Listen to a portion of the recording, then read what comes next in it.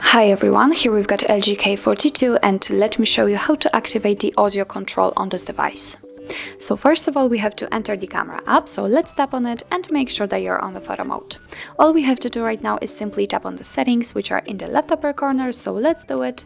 And as you can see in the useful features section, on the second position we've got cheese shutter, so this device names the audio control a cheese shutter. So now it is turned off. If you'd like to turn it on, just tap on the switcher right here. And as you can see, from now on it is active, so we can take a photo by saying cheese, smile, whiskey, kimchi or LG, and I promise I will check all of those options. So let me get back to the camera and let's check the very first option. So let me say cheese, and the screen flashed, so it means that the camera took a photo.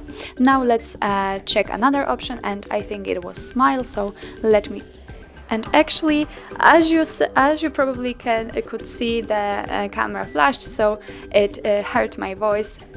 It heard me that I said smile, and it just took a photo. And again, what's more, we can say I think the name of the alcohol. So let me say whiskey, and as you can see, this device just took a photo. Also, it was also kimchi, and the same situation, and also LG.